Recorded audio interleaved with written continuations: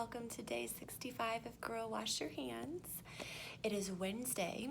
I don't know about anyone else who gets to enjoy a long weekend with Memorial Day, but I'm pooped. I'm so tired. I just want to take a nap. And it's a little bit gloomy and doomy out, but we've got like 5 days of sunshine in the forecast. Isn't it funny how what a little sun can do for just your overall mental fitness? So I'm really looking forward to that. Next week starts the official week of my new schedule with work. I got some crummy news yesterday that the one camp that Connor was going to go to didn't have enough kiddos to fill it.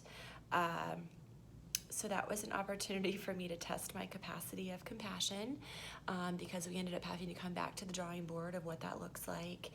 And I think there's going to be a lot of testing of our capacity for compassion right now. And just trying so hard to realize that this thing is so much bigger than just what it's doing individually for all of us, but what it looks like for the businesses that are trying to come together and make it work and keep their doors open.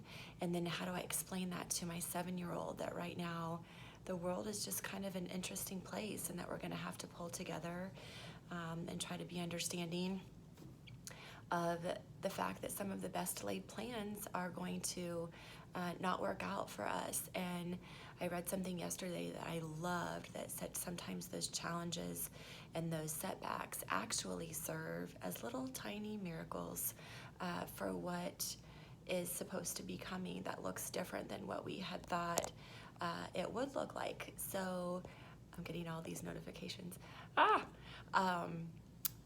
So I like that very much, that we're going to take these setbacks and these things that challenge our comfort zones as little tiny miracles, shifting things up a little bit so that it'll be even more beautiful than we could have ever imagined had it worked out the way we thought it would. So compassion and being willing to step outside of our comfort zones, even in the very last moment, and still trusting that everything's going to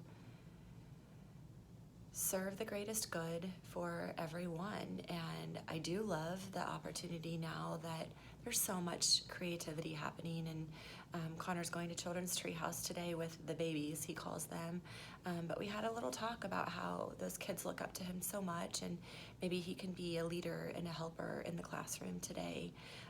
And it's an early day. I'll leave at 3 today, so I'll race right over there, and we'll celebrate whatever the day looked like for him. But our early devotional today said that we are supposed to wear Jesus.